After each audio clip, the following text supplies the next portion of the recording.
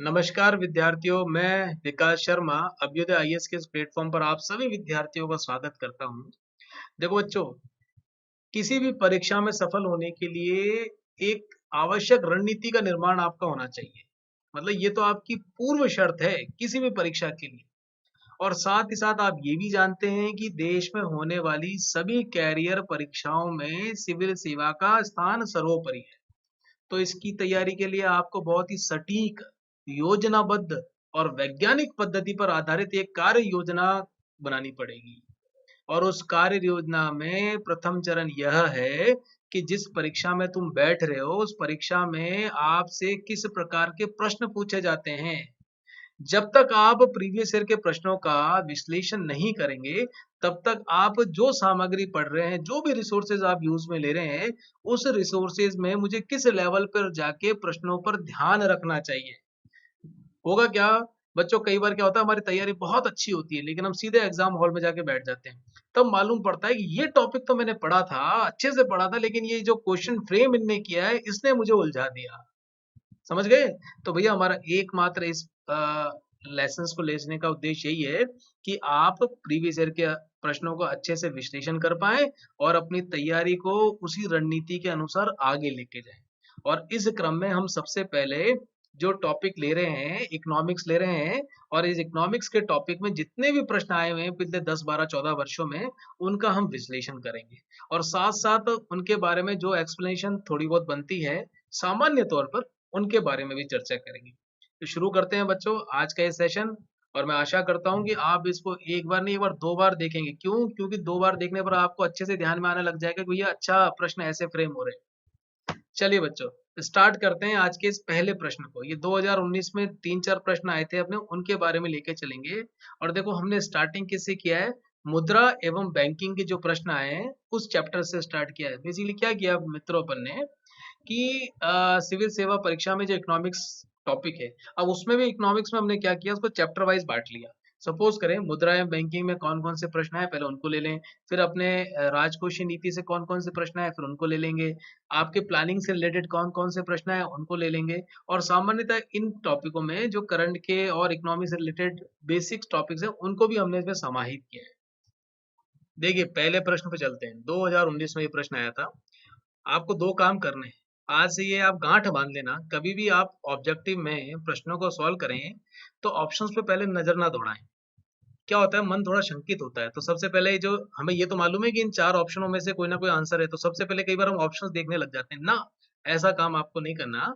आपको सबसे पहले भैया क्वेश्चन पढ़ना है, और क्वेश्चन पढ़ने के बाद ये आ, आपको एनालिसिस करना है कि ये आया किस टॉपिक में से, कहाँ से ये पूछना चाह रहा है। एक बार आपका माइंड ने इस क्वेश्चन से फ्रीक्वेंसी थोड़ी भी आपसे सेट कर ली ना, तो आप तय मान के चलना आप उस आंसर के बहुत नजदीक पहुंच जाएंगे। चलिए पहला प्रश्न पढ़ते हैं। किसी अर्थव्यवस्था में मुद्रा गुणक, मनी मल्टीप्लायर, निम्नलिखित में से किस एक के साथ साथ बढ़ता है? देखो विद्यार्थियों, हमारी यूपीएससी परीक्षा में एक विडंबना और है। क्या विडंबना है कि हमारे यहाँ पर पहले इंग्लिश में क्वेश्चन फ्रेम होता है, देन उसका ट्रांसलेशन होता है प्यारे बच्चों हिंदी में। ये बड़ी दिक्कत है। देखो मैं बाकी तो कुछ नहीं कहता कि हिंदी के कम जा रहा है परसेंटेज, बच्चे कम भैया टॉप में कम आ रहे हैं। आपको यूपीएससी से मेरा केवल एक आग्रह है कि आप क्या करें कि भैया पेपर बनाएं आप, प्री का बनाएं या मेंस का बनाएं, सबसे पहले उसको हिंदी में बनाएं। आप हिंदी के जो अध्येता हैं या हिंदी के जो प्रोफेसर हैं, उनसे भैया ये पेपर बनवाएं। और देन आप क्या करें, इसका ट्रांसलेशन करवा लें, किसमें? इंग्लिश में। अभी क्या होता है, इंग्लिश में पेपर बनता है और उसका हिंदी में ट्रांसलेशन होता है। ये बड़ी सबसे बड़ी एक समस्या है।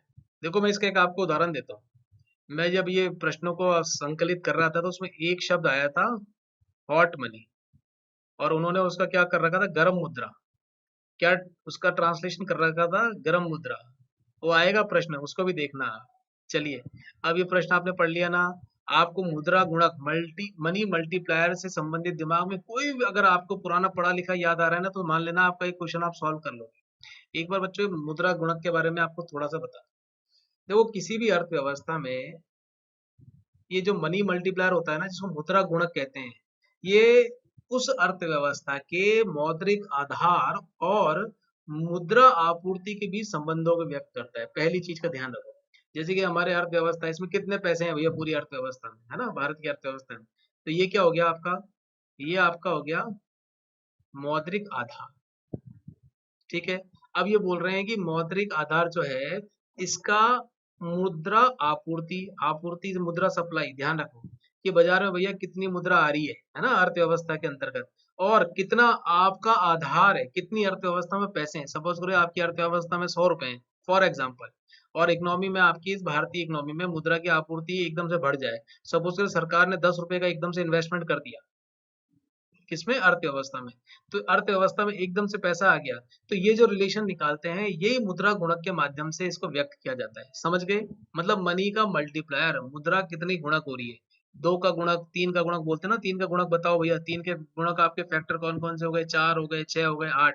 इसी तरीके से इसके अंतर्गत संबंध व्यक्त किया जाता है। दूसरी बात, देखो इसके एक बार अब मैं आपको ऑप्शन से एक बार देख लें, फिर मैं आपको और इसको स्पष्ट तरीके से बताता हूँ। ये इन्होंने पहला बोला है कि आरक्षित नकदी अनुपात में वृद्धि, कैश रिजर्व। देखो अभी हमारा अभ्युदय आईएएस पर इकोनॉमी चल रही है, जिसमें हमने बैंकिंग भी पढ़ रहे हैं, सीआरआर के बारे में बहुत अच्छे से आपने पढ़ा है। यदि पैसा बाजार में आता है तो आप क्या कैश रिजर्व अनुपात में वृद्धि करते हैं क्या, ये भी हम देखेंगे। अगला, जनता की बैंकिंग आदतों में वृद्धि, समझ गए, जनता के बैंकिंग आदतों में वृद्धि। तीसरा ऑप्शन है सांविधिक नकदी अनुपात में वृद्धि, जिसको हमने बोला एसएलआर। अब आपको थोड़ा सा ध्यान में आना चाहिए भैया, एसएलआर और सीआरआर में कब वृद्धि की जाती है, इसका रिलेशन हमने लेक्चर में खूब अच्छे से समझा है। और चौथा ऑप्शन इन्होंने दिया है देश की जनसंख्या में वृद्धि। देखो इसमें एलिमिनेट यदि मैं करूं तो भैया बाजार में पैसा अधिक आ रहा है तो इसे मेरी जनसंख्या वृद्धि से क्या लेन देना। क्या बाजार में पैसा ज्यादा आ रहा है तो जनसंख्या बढ़ने लग जाती है क्या। ऐसे तो भैया जितने भी विकसित देश हैं जिनमें अधिक इन्वेस्टमेंट आ रहा है, या ऐसे देश जहां पर खूब पैसा बाजार में आ रहा है, तो क्या वहां पे पॉपुलेशन बढ़ती है क्या। तो तुरंत एक ऑप्शन तो हमारा क्या हो गया बच्चों, डिलीट हो गया, इसको हमने एलिमिनेट कर दिया। अच्छा अब मेरे साथ एक चीज समझने का प्रयास करो। आ, इन्होंने बोला जनता की बैंकिंग आदतों में वृद्धि। एक मिनट बच्चों, यदि आप जनता में बैंकिंग आदतों में वृद्धि करेंगे तो उससे क्या प्रभाव पड़ेगा। देखो यदि मैं बैंक से जुड़ूंगा, मुझे बैंक में जाके बैंकिंग ट्रांजैक्शन करना, या यूं कहूं कि मुझे मेरी फाइनेंशियल लिटरेसी बढ़ेगी, तो उससे सबसे बड़ा फायदा क्या होगा, बैंक में जो जमा है ना बच्चों उसमें वृद्धि होगी। क्या होगी, बैंक में जमा में वृद्धि हो जाएगी। चलो बैंक में जमा में वृद्धि हो जाएगी। अच्छा बैंक में यदि पैसा आ गया तो क्या होगा, बैंकों द्वारा जो लोन है ना, जो लोन है ये आपको अधिक वितरित किया जाएगा, मतलब कि बैंकों द्वारा अधिक लोन का वितरण किया जाएगा। अच्छा बैंकों में यदि अधिक लोन का वितरण हुआ तो क्या हुआ, भैया लोन का पैसा मतलब बाजार में आया, मतलब कि बाजार में मुद्रा की आपूर्ति में वृद्धि हो गई, मतलब मनी सप्लाई आपकी बढ़ गई। पुनः देख लो एक बार, जन धन खाते खोल दिए भैया सरकार ने जच के, और लोगों ने क्या किया, अकाउंट खुल गया तो घर में जो मेरे 100 200 300 रुपए पड़े थे वो मैंने जाके कहाँ जमा करा दिए, बैंक में जमा करा दिए, और बैंक में पहुंच गया जमा। अब भैया बैंक में जमा पहुंच गया तो बैंक ने क्या किया, इस लाइबिलिटी को एसेट क्रिएशन में लगा दिया। क्या लाइबिलिटी, अब यूं मान लीजिए भैया साख सृजन में इसको लगा दिया, क्रेडिट क्रिएशन में, कि भैया पैसा पड़ा है चलो क्यों ना इसे कमाई की जाए, इसको आगे लोन देते हैं अब आगे। तो भैया बैंक का काम भी यही है, तो इन्होंने आगे लोन दे दिया। लोन किसको दे दिया, सपोज करो मुझे घर बनाना था तो बैंक ने मुझे लोन दे दिया। बैंक ने मुझे फोन किया, विकास जी आप पिछले वर्ष हमारे पास लोन मांगने आए थे ना, तब हमारे पास इतना जमा नहीं था, या हमारे पास इतनी राशि नहीं थी कि हम सबको लोन दे सके। अब आ जाइए, अब हमारे पास बैंक में खूब जमा पड़ी हुई है, तो भैया मेरे को लोन दे दिया, और लोन दे दिया तो बाजार में क्या हो गया, मुद्रा की आपूर्ति बढ़ गई। क्या, मुद्रा की आपूर्ति में वृद्धि हो गई। अच्छा मुझे बताओ, अरे भैया सीआरआर में मुद्रा अगर आपूर्ति हो जाएगी तो इससे क्या लेना देना भैया, बढ़ा देना कम कर देना, ये तो बाद के मल्टी इफेक्ट होंगे। हम किसके बारे में बात कर रहे हैं, मुद्रा गुणक। यदि मल्टीप्लायर निम्नलिखित में किसके साथ साथ बढ़ता है, और हम जानते हैं भैया मुद्रा गुणक जो होता है मनी मल्टीप्लायर, मल्टीप्लाई कब होगा भैया, दो चीजों में देखा जाएगा। उसका एक तो मुद्रा का आधार अर्थव्यवस्था का, और मुद्रा की आपूर्ति मार्केट में कितनी हो रही है, उसके संबंधों के अनुसार आपको ये संबंध बताना है, किसका, मुद्रा गुणक का। तो भैया सीआरआर और एसएलआर उनका इसमें कोई रिलेशन नहीं रहेगा। इसका उत्तर होगा भैया जनता की बैंकिंग आदतों में वृद्धि। देखो कितने प्रैक्टिकल प्रश्न बन रहे हैं, अभी आप देखना 2019 के जितने भी प्रश्न देखेंगे ना, जिसने भी भैया न्यूज़पेपर पढ़े हैं सपोज करो, और आम जिसने लेन देन करी है अर्थव्यवस्था में, तो वो बड़े आसानी से इन प्रश्नों को हल कर जाएगा। चलें अगले प्रश्न में चलते हैं। प्रश्न संख्या 2, केवल पहले प्रश्न पढ़ने पर ध्यान देना, अन्य चीज पे ध्यान मत देना। प्रश्न संख्या 2 पे चलते हैं। देखिए, हल करने से पहले आप ऑप्शंस पे मत चले जाना, पहले प्रश्न को पढ़ना। मैं पुनः वही बात कर रहा हूँ, प्रश्न को समझना, और प्रश्न से यदि आपने अपनी फ्रीक्वेंसी मैच कर ली तो आप तय मान के चलना आप उत्तर के बहुत नजदीक पहुंच चुके हैं। चलिए, प्रश्न संख्या 2 क्या कहता है, भारतीय रुपए की गिरावट रोकने के लिए निम्नलिखित में से कौन सा एक सरकार या भारतीय रिजर्व बैंक द्वारा किए जाने वाला सर्वाधिक संभावित उपाय नहीं है। देखो, हमारा मस्तिष्क क्या होता है, जब एग्जामिनेशन प्रेशर होता है ना, उसमें कई बार ये नहीं शब्द को तो सामान्यतः भूल ही जाता है। तो आप इस शब्द में विशेष ध्यान रखना, यदि आपको दिख जाए ना तो पेपर में हल्का से ऐसे अंडरलाइन अवश्य कर लेना कि ये क्या पूछ रहा है, कि ये जो उपाय मुझे दिए गए हैं इनमें से कौन सा उपाय जो है जो भारत के रुपए में गिरावट रोकने के लिए नहीं है। समझ गए? चलिए, अब हम इसके ऑप्शन देख लेते हैं। देखो, जो पहला ऑप्शन है, गैर जरूरी वस्तुओं के आयात पर नियंत्रण और निर्यात को क्या करना, प्रोत्साहन करना। देखो, यदि आपको ये ध्यान में आ गया ना कि भारतीय रुपए की गिरावट कैसे कैसे होती है, तो आप इसको आराम से बता पाएंगे।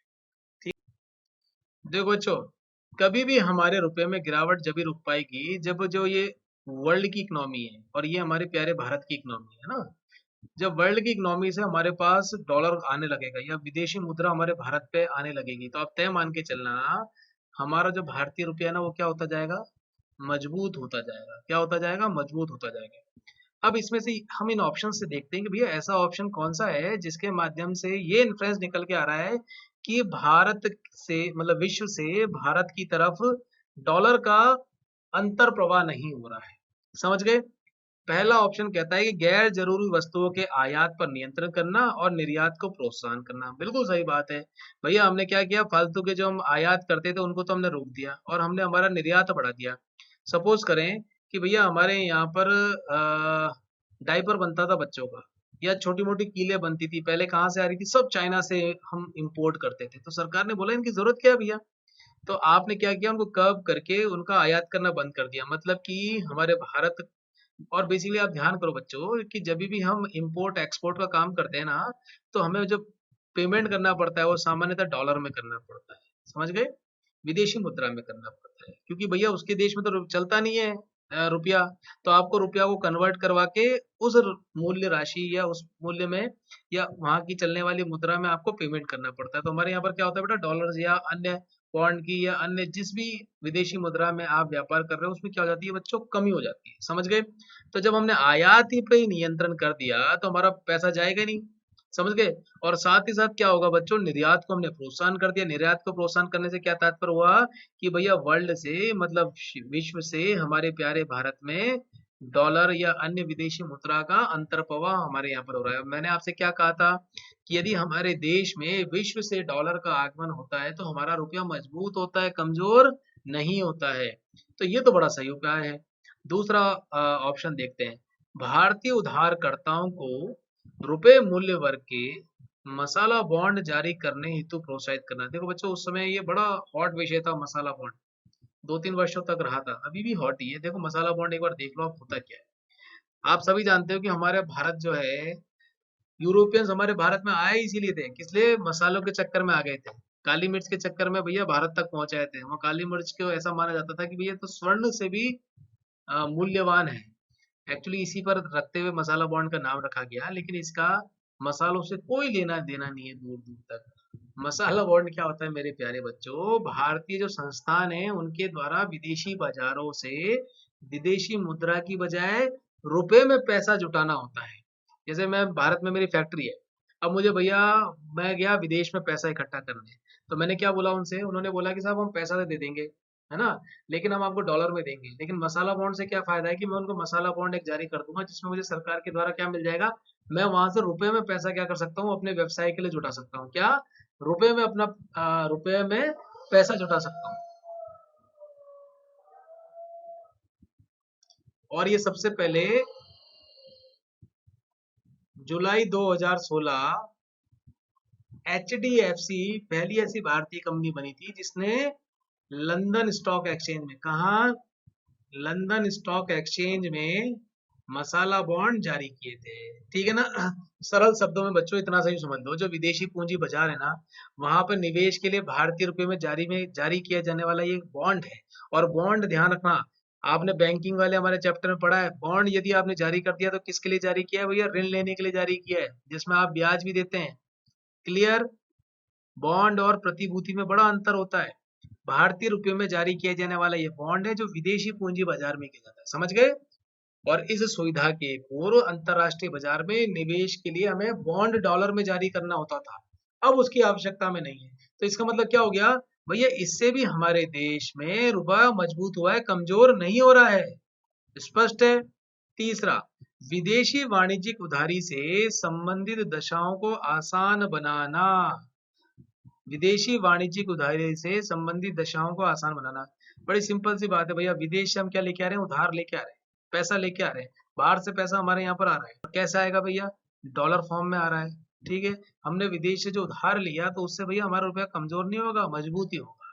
चौथा ऑप्शन देखते हैं इसमें, डी, एक प्रसरणशील मौद्रिक नीति का अनुसरण करना।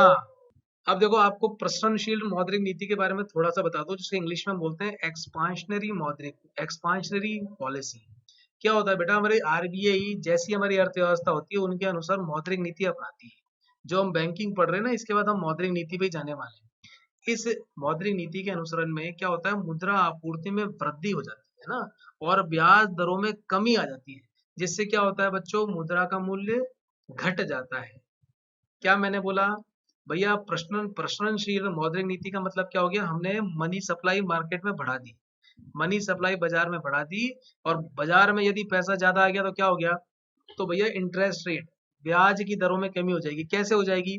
अरे भैया, बाजार में यदि सारे दुकानदारों के पास पैसा है और आपको पैसे की आवश्यकता है, मैं दुकानदार के पास पैसे लेने गया, उसने बोला कि साहब मेरे पास पैसा पड़ा है, ले लो, आपको चाहिए तो लोन ले लो। तो मैंने कहा कितने में लोन दोगे? उसने बोला 2 रुपए सैकड़ा में दूंगा। तो मैंने कहा बगल वाला तो 1.5 रुपए सैकड़ा में दे रहा है, क्यों दे रहा है? क्योंकि उसके पास भी पैसा पड़ा है। अगर बगल वाला 1.5 रुपए सैकड़ा में भी आपको नहीं चाहिए तो उसके बगल वाला भी तैयार बैठा है देने के लिए। क्यों? क्योंकि बाजार में मनी की सप्लाई बढ़ चुकी है। तो मनी सप्लाई बढ़ा क्योंकि भैया प्रसरणशील मौद्रिक नीति का अनुसरण किया गया आरबीआई के द्वारा। तो आप सभी देख लेना भैया, मनी सप्लाई बढ़ी तो इंटरेस्ट रेट में कमी आ गई, और इंटरेस्ट रेट में कमी आ गई तो जो हमारी मुद्रा है उसके मूल्य में कमी आ जाएगी। समझ गए? और मुद्रा के मूल्य में कमी आ गई तो पक्की बात है भैया, मुद्रा स्फीति में वृद्धि हो जाएगी, मतलब मुद्रास्फीति आपकी बढ़ जाएगी। क्लियर है? और ध्यान रखो, विशेषकर डॉलर का बहिर्वाह बढ़ेगा और भारतीय रुपए में गिरावट आ जाएगी। तो इसका मतलब क्या हो गया भैया? अगर ये हम अपनाएंगे तो भैया मुद्रा की गिरावट रोकने के लिए ये कारगर उपाय नहीं है, बल्कि ये तो मुद्रा की गिरावट होने के लिए सहायक उपायों में से आता है। तो भैया इसका उत्तर क्या आ जाएगा? डी, एक प्रसरणशील मौद्रिक नीति का अनुसरण करना। आगे चलें, अगला प्रश्न देखते हैं। देखो, ये प्रश्न आपको बड़ा भारी सा लग रहा होगा, लेकिन इसको घबराने की जरूरत नहीं है। मैंने ऐसा अनुभव किया भैया, ये जितने भारी प्रश्न आते हैं ना, इसमें से एक भी आपको फंडा पकड़ में आ गया ना तो तुरंत ये प्रश्न सॉल्व हो जाता है। ये भी 2019 का प्रश्न है, इसको देखते हैं बच्चों। भुगतान प्रणाली आंकड़ों के भंडार। अब ये देखो, अंग्रेजी से हिंदी ट्रांसलेशन किया है, तो अंग्रेजी पर भी आप विषय ध्यान रखना। Storage of payment system data के संबंध में आरबीआई, भारतीय रिजर्व बैंक के हाल का निर्देश, जिसे प्रचलित रूप में डेटा डिटेक्ट के रूप में जाना जाता है। भुगतान प्रणाली प्रदाताओं, जो पेमेंट सिस्टम प्रोवाइडर्स हैं, उनको सम आदेशित करता है। क्या आदेशित करता है ये बता रहे हैं कि भैया क्या हुआ है कि storage of payment system data जो आरबीआई ने हाल ही में निर्देश मतलब लागू किया, इसके अंतर्गत ये कहना चाह रहे थे कि भैया कि जो प्रचलित रूप में हम डेटा को डिटेक्ट करते हैं ना, किसके लिए डिटेक्ट करते हैं? कि जो जो पेमेंट सिस्टम प्रोवाइडर्स हैं उन पर ध्यान रख पाए कि भैया कहाँ कहाँ कैसे कैसे पेमेंट कर रहे हैं। उसके लिए भैया क्या क्या बिंदु हैं, जो कथन है, उनको एक बार देखते हैं। ये बच्चों बेसिकली 2018 में आरबीआई ने ये खूब निर्देश निकाला था। उस समय बेसिकली ये जो पॉइंट्स थे अखबारों में खूब चर्चा का विषय थे। पहला देखिए, यह वे यह सुनिश्चित करेंगे कि उनके द्वारा संचालित भुगतान प्रणालियों से संबंधित समग्र आंकड़े एक प्रणाली के अंतर्गत केवल भारत में ही भंडारित किए जाए। मतलब कि इनका कहना ये था भैया, जितने भी आप जैसे कि अमेजन से आप पेमेंट कर रहे हैं, गूगल से पेमेंट कर रहे हैं, तो ये जो पेमेंट का डेटा है ना, ये कहाँ पर स्टोरेज होना चाहिए? भारत में ही स्टोरेज होना चाहिए। स्पष्ट है। तीसरी बात, फिर दूसरी बात, फिर ये कहते हैं कि वे ये सुनिश्चित करेंगे कि इन प्रणालियों का स्वामित्व और संचालन सार्वजनिक क्षेत्र के उद्यमी करें। क्या? सार्वजनिक क्षेत्र के उद्यमी करें। मतलब कि ये जो हम कह रहे हैं कि भैया डेटा मैनेजमेंट हम करेंगे, ये कौन करे? कोई ना कोई गवर्नमेंट एंटिटी करे। तीसरा, वे कैलेंडर वर्ष की समाप्ति तक भारत के नियंत्रक एवं महालेखा परीक्षक को समेकित प्रणाली लेखा परीक्षा और रिपोर्ट प्रस्तुत करेंगे। देखो आपको यहीं पर ही दिमाग एक बार तो घंटी बज जानी चाहिए कि भैया कैग जो है वो इसको क्यों करे भाई। हाँ, कैग ये पेमेंट सिस्टम का ऑडिट क्यों करे, है ना? एक बार मेरी बात समझो बेटा, उस समय जब ये सम आदेशित किए गए थे ना, उसमें इन्होंने कहा गया था कि जितने भी इस समय ऑपरेटिंग भुगतान प्रणाली है ना, उनसे संबंधित समस्त आंकड़े, पहली बात तो इन्होंने बोली थी, केवल भारत में ही संग्रहित किए जाएंगे और इन आंकड़ों के मैसेज या भुगतान इनके निर्देश के हिस्से के रूप में शुरुआत से लेकर अंत तक समस्त लेन देन संबंधी जो भी आप काम धंधे कर रहे हो उसको आपको स्टोर करना पड़ेगा, लेकिन वो स्टोर करने के बाद आपको एक सिस्टम ऑडिट रिपोर्ट के द्वारा उसको प्रस्तुत करना पड़ेगा। किसके द्वारा? सिस्टम ऑडिट रिपोर्ट, जिसको हम कहते हैं सार। सिस्टम ऑडिट रिपोर्ट के द्वारा प्रस्तुत करना पड़ेगा। और ये जो बेसिकली सूचीबद्ध लेखा परीक्षक होते हैं बेटा, ऑडिटर्स होते हैं, है ना? ये जो रजिस्टर्ड ऑडिटर्स होते हैं, ये यही बेसिकली इसकी ऑडिट करके आपको बता देंगे। कौन? यही आपको ऑडिट करके बता देंगे। तो इसमें सही कथन पूछा था, तो भैया इनका ऑडिट तो कौन कर देगा? जो सिंपल सूचीबद्ध लेखा परीक्षक हैं वो ये भैया ऑडिट करके बताएंगे। तो इसका मतलब ये ऑप्शन तो आपका गलत हो गया, तो ये गया और ये गया, ये दोनों आपके क्या हो गए? ऑप्शन गए। तब आपको, अब आपके पास ऑप्शन बच गए ए और बी। इसका मतलब ये तो पक्की बात है कि भैया ए ऑप्शन तो मेरा सही है। अब दूसरे पे हमें फोकस करना है। दूसरा कहता है वे यह सुनिश्चित करेंगे कि प्रणालियों का स्वामित्व और संचालक केवल सार्वजनिक क्षेत्र के उद्यमी करें। देखो हमारे यहाँ पर अभी भैया डेमोक्रेसी है, कम्युनिस्ट शासन नहीं है कि जब भैया व्यापार तुम विदेशी कंपनी कर रहे हो और उनको हमने कह दिया कि भैया तुम तुम्हारा डेटा यहाँ पर स्टोरेज कर लो, बाहर नहीं करोगे, लेकिन अब आप ये बोलो कि भैया इसके स्वामित्व और संचालन केवल और केवल गवर्नमेंट सेक्टर के अंतर्गत किया जाएगा, तो ये संभव यहाँ पर है नहीं। तो भैया ये क्या है? दूसरा भी इसका गलत है। तो केवल ये जो पहला ऑप्शन है ना मेरे प्यारे बच्चों, ये इसका आंसर बिल्कुल सटीक है। मतलब एक यदि आपको पकड़ में आ गया ना, तो सीधे आप 50% पे पहुंच जाएंगे ऑप्शंस में, और आपके प्रश्न को सही करने की संभावना बहुत अधिक हो जाती है। जैसे यदि आपने आधे एलिमिनेट कर दिए ना ऑप्शन, तो ऐसे प्रश्न को तो बेटा आपको हर हाल में अटेम्प्ट करके आना है, बिल्कुल छोड़ के मत आना। चलिए प्रश्न संख्या 4 पे चलते हैं। ये प्रश्न संख्या जो 4 है, अभी हमने पिछले कुछ दिनों में जो लेक्चर पढ़ा था उसके अंतर्गत आपने ध्यान दिया होगा, ये चर्चा आपसे मैंने करी थी। और ये जो आपको मैं नोट्स पढ़ा रहा हूँ ना, ये अभी के नहीं है, ये भैया पिछले 2014, 15, 16 के बेसिक्स नोट्स है, जिनके ऊपर हमने करंट अफेयर्स को जोड़ते गए। वो नींव बनाने के लिए बेहद इंपॉर्टेंट नोट्स है जो आपको मैं पढ़ा रहा हूँ। चौथा, भारत में किसी वाणिज्यिक बैंक की परिसंपत्ति में निम्नलिखित में से क्या शामिल नहीं है? हमने समझा था बच्चों एसेट और लाइबिलिटी, किसी बैंक की एसेट और लाइबिलिटी के बारे में समझा था। और हम जानते हैं बैंक का मूल्य कार्य क्या होता है? जमा करना और भैया ऋण देना, ये दो ही इसके मूल्य कार्य होते हैं। समझ गए? यही दो मूल्य कार्य होते हैं। और इसके अंतर्गत भैया ऑप्शन देख लो। तो भैया जमा करना तो क्या हो गया? ये एसेट की बात कर रहा है। जमा करने से तात्पर्य हो गया कि भैया मैंने बैंक में पैसा जमा कराया, तो ये बैंक की संपत्ति है या उसकी भैया लाइबिलिटी है? संपत्ति तो मेरी है, उसकी तो लाइबिलिटी है कि भैया इस पैसे को संभाल के रखना है। तो सिंपल सी बात है भैया, जमा तो होगा नहीं। क्या नहीं होगा? जमा नहीं होगा। और इसने पूछा क्या है? नहीं, परिसंपत्ति में शामिल नहीं है। तो भैया एक झटके में आप पकड़ सकते हो कि जमा इसमें क्या उत्तर होगा, क्योंकि जमा तो बेटा लाइबिलिटी है। सिंपल सी बात है, आपने मुझे कोई पैसा दिया, मतलब सपोज करो ए ने बी को पैसा दिया संभाल के रखने के लिए, है ना? तो भैया ये जो मेरे पास रुपया आया, ये मेरा है क्या? मेरी संपत्ति है? नहीं, ये तो एक ही संपत्ति है। ए जब मांगेगा तब मैं उसको क्या करूंगा? लौटाना पड़ेगा। तो भैया ये तो लाइबिलिटी हो गई। परिसंपत्ति मतलब एसेट, एसेट तो है नहीं। एक बार में आपको आंसर निकल के आ गया। और अग्रिम क्या होता है बेटा? एडवांस होता है। ये भी एक प्रकार का ऋण होता है, जो हम एडवांस लोन जो होता है, कल ही हमने समझा है क्लास में कि एडवांस लोन क्या होता है। ये बेटा प्रोविडेंट फंड्स और आपके सैलरी स्लिप वगैरह पे आपको लोन मिल जाता है ना, वो ये एडवांस लोन कहलाता है। निवेश, इसका भी इससे कोई लेना देना नहीं है। Money at call and short notice, ये भी आपने कल समझा था कि भैया एक बैंक आपस में एक दिवसीय जो ऋण का लेन देन करते हैं वो ये कहलाता है मांग तथा अल्प सूचना मुद्रा। बड़ा सरल प्रश्न था, आराम से कर लेंगे आप। अगले प्रश्न में चलते हैं। भारत के संदर्भ में मुद्रा संकट के जोखिम को कम करने में निम्नलिखित में से किन कारक और कारकों का योगदान है? भारत के संदर्भ में पूछ रहा है ये कि जो हमारे यहाँ पे मुद्रा संकट है, प्रश्न समझ लोगे ना तो उत्तर आप अच्छे से बता दोगे। मुद्रा संकट के जोखिम को कम करने में निम्नलिखित में से किन किन कारकों का योगदान है? मुद्रा संकट कब आ जाएगा? अभी हमने देखो, एक हमारे मुद्रा संकट आ गया था 1991 में। क्या आ गया था 1991 में? तब हमने न्यू इकोनॉमिक पॉलिसी अपनाई थी। और मुद्रा संकट क्यों आ गया था बच्चों? हमारे पास भाई बाहर से आयात करने के लिए विदेशी करेंसी नहीं बची थी। कहते हैं कि उस समय हमारे पास केवल 6 दिन के पेट्रोल के पैसे देने के पैसे थे विदेशी मुद्रा में। तो ये बहुत जबरदस्त मुद्रा संकट आ गया था। तब हमने विदेशी संस्थाओं से लोन लिया था और उनकी शर्तें ये मांगी गई थी भैया कि अब आपको अपनी अर्थव्यवस्था को खोलना पड़ेगा, और तभी लिबरलाइजेशन, प्राइवेटाइजेशन और ग्लोबलाइजेशन का उदय हुआ था। समझ गए? चलिए देखो बच्चों, ऑप्शन देखते हैं। पहला ऑप्शन कहता है भारत के आईटी सेक्टर के विदेशी मुद्रा अर्जन का, है ना। अच्छा, एक बार दूसरा ऑप्शन और देखते हैं। सरकारी व्यय के बढ़ने का, मतलब कि मुद्रा संकट के जोखिम को कम करने में निम्नलिखित में से किन कारकों का योगदान है, मतलब कम करने के लिए। यदि भारत का आईटी सेक्टर में विदेशी मुद्रा अर्जन करेगा तो क्या भैया इससे क्या होगा?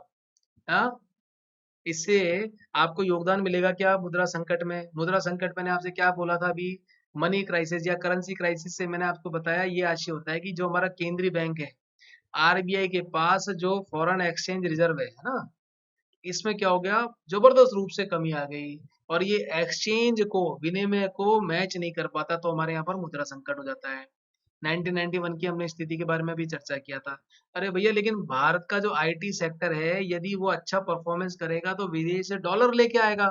डॉलर लेके आएगा तो जो हमारा कोष है, विदेशी कोष में पैसा आएगा। विदेशी कोष में विदेशी पैसा, विदेशी मुद्रा आएगी तो भैया हमारे हमारी जो मुद्रा संकट है उसमें कमी आएगी।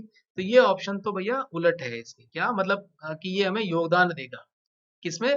मुद्रा संकट के जोखिम को कम करने के लिए। दूसरा, सरकारी व्यय को बढ़ने का।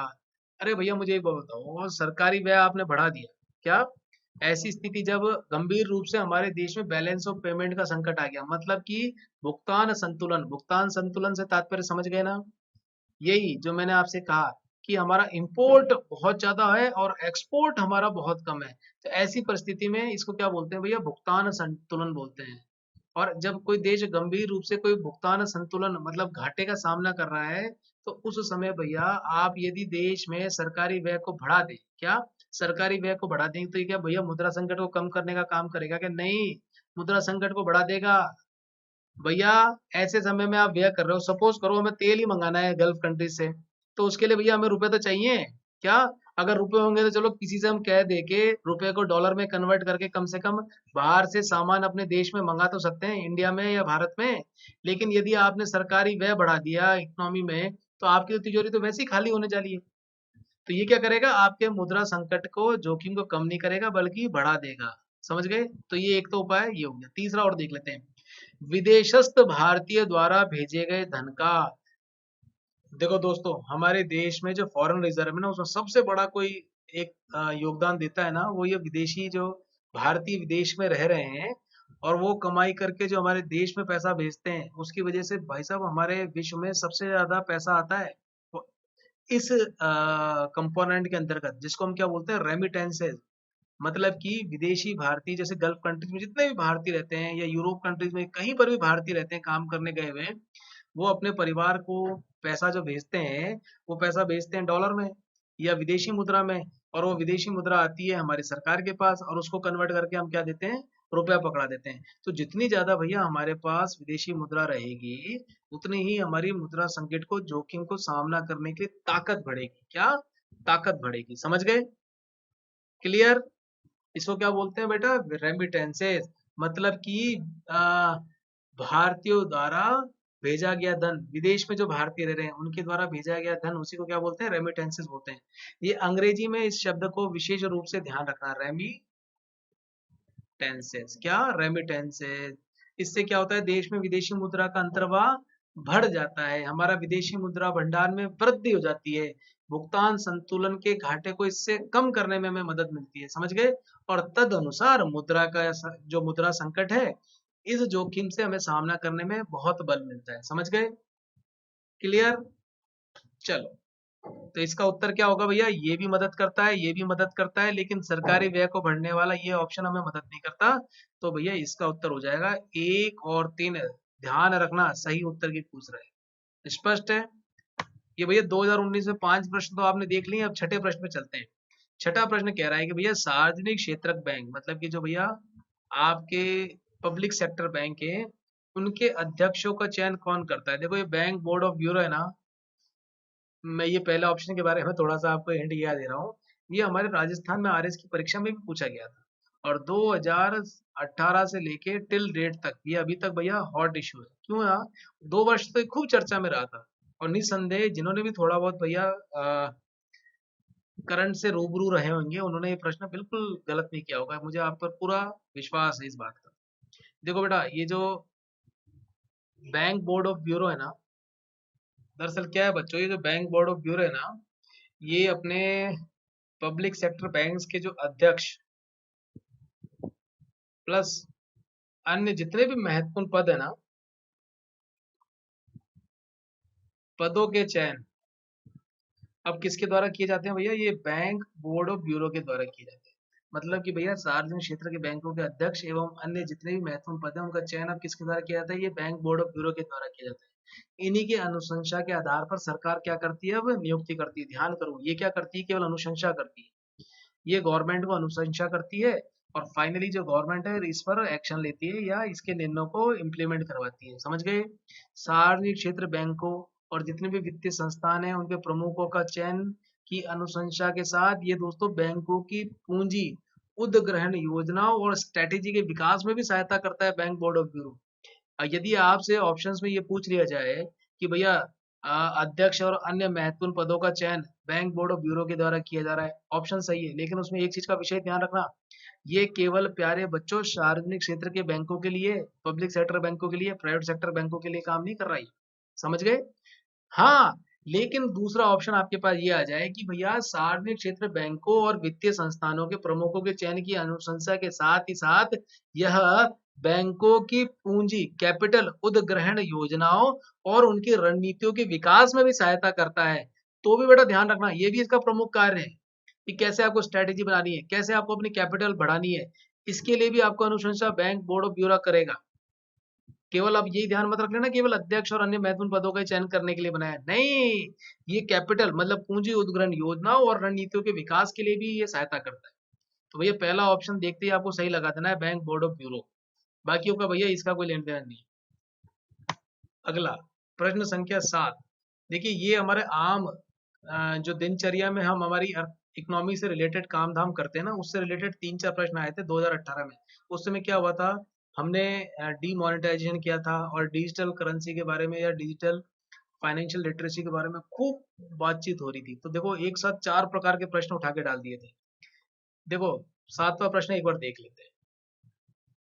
निम्नलिखित में से कौन भारत के सभी एटीएम को जोड़ता है? देखो ये बड़ा सरल सा प्रश्न था, लेकिन नहीं आया तो फिर किसी को नहीं आएगा। आएगा तो फिर सामान्य रूप से चलते फिरते यदि कभी आपने कोई अखबार पढ़ लिया या कोई बातचीत सुन ली तो भी आप कराएंगे, है ना? देखो भैया ये क्या कहता है, ऑप्शन देख लो, भारतीय बैंक एसोसिएशन और national securities depository limited, depository का काम वाले की बात कर रहा है। एक भैया national payment corporation of India, और चौथा है भारतीय रिजर्व बैंक। देखो बच्चों इसका आंसर जो है ना वो एनपीसीआई है। एनपीसीआई भी डीमोनेटाइजेशन के समय में हर रोज अखबार में इसका नाम जरूर आता था। National payments corporation of India, क्या?